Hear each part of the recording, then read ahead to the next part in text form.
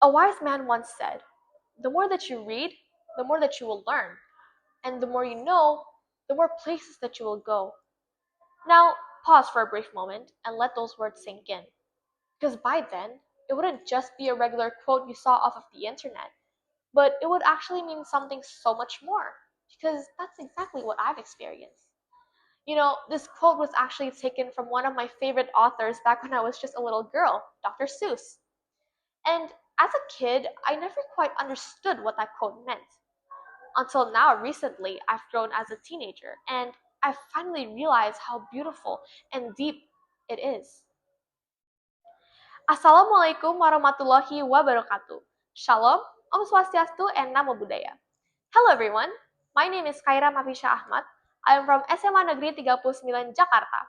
And in this momentous occasion, I would like for everyone to stop for a second and look around the room. We all may think that we are just a student wearing our school's uniform, but from what I see way up here, I see future doctors, future architects, and future diplomats and leaders who will change the decades to come.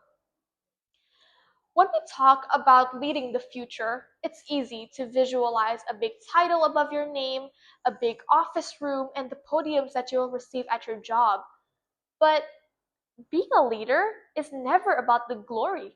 It's always about the impact and the care you give to the people, to the society, and to the world, not power. The world we are stepping into is moving faster than any point recorded in human history. Technology is evolving, global challenges are becoming more complex every day, and traditional norms no longer guarantee your success. In this rapidly changing landscape, it leads us to one big question. What does it actually mean and take to be the leaders of the future? Now, I would like to answer that question later on. As Jakarta approaches its monumental 500th anniversary, meaning 5 centuries of history, cultures, and resilience, we now stand in Jakarta, known as a home to many. But if you really think about it and flip it around, we stand at a historic crossroad. 5 centuries ago, this city was nothing but a dream of people our age. Maybe young teenagers or even young kids aspire Jakarta to be a big city one day. But they've always thought that that dream was too unreachable. But come to think of it, that dream is now our present, and soon enough, our present will be the past. And there is a saying where people think Generation Z is not capable of holding the future because we are so called too unserious, and people joke about it. But I think that this is not something to be joked about. Because it is, in fact, a reminder to every one of us that the future is right above the corner. It is right above my fingertips. And we have to start to make a change. You know, my mother always told me back in her time, every kids and every teenager wanted to get books and novels and cassettes for their birthday present. While in our time, kids only wanted the latest gadgets and the latest video games. Well, don't get me wrong. I've always wanted to get those presents too. I mean, who doesn't want them nowadays?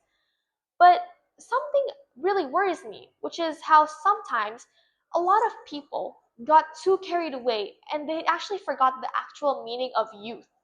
They forgot to actually make their childhood something useful. And they ended up doing procrastination and being addicted to their phones. Now, can I ask you a favor to open your screen time app on your phone and see whether you spend more than 5 hours daily on your phone, because I believe that many of us do, which shows that we're already failing at the very first step. And we may think that it's only for today, but it will be repeated on tomorrow. And in a day, you'll suddenly turn 25 just like that. And it shows just how fast time goes, and it shows that many of us are still putting waste to our youth, and sadly, it is the present reality. We started from playing at the park and bonded over story times, and now we can't spend a day without our phones? Now, think about it. Apps nowadays, current attraction is a 15-second video each. This directly affects our attention. Being used to scrolling degrades our cognitive function and attention span. One of the problems kids faces nowadays are addicting to doom scrolling. And it keeps our eyes hurts and it keeps your stress level high. And notice how there's not even a positive impact on doing these things daily, let alone for your future. Whilst reading a novel, encyclopedias, and newspaper reports, it helps us to concentrate and counters the effect on the fast-paced digital media. It makes us more aware of the situation happening around us, not just in our community, but also globally. And it also lowers your heart rate, making it even better for your health and your body, not just for your present, but also for your futures ahead.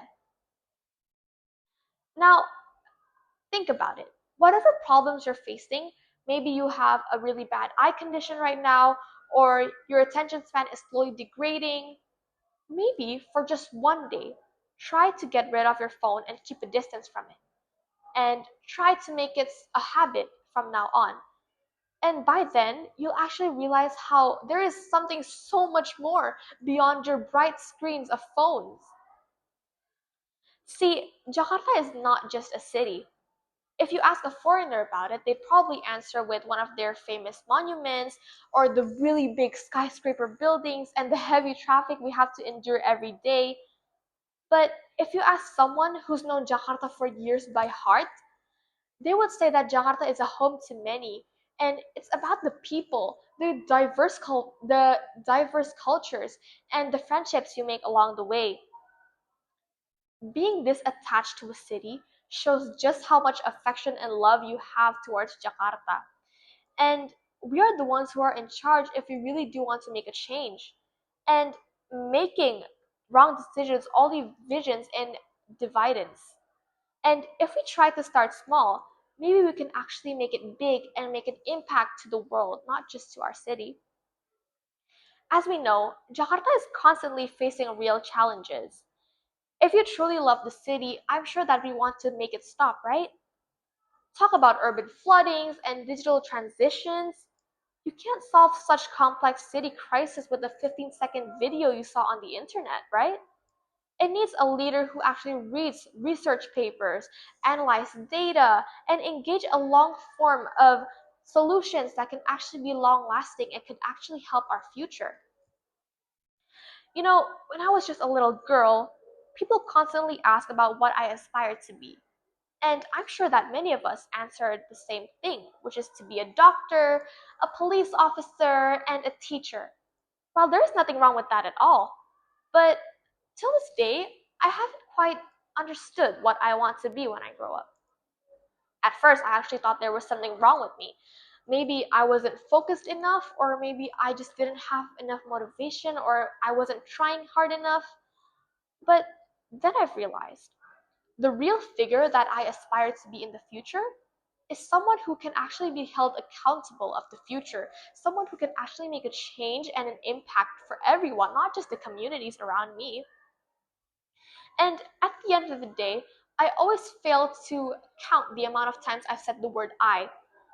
And I just realized how many times I've thought about myself. While there are 8 billion people out there who has the same dream as me, who has aspires as big as mine, and maybe if I change the word I into we, then that will be a better use of our youth, right? To actually make a change from small to big, so on. Now, I would like to answer the question I've asked earlier and ask it back to you.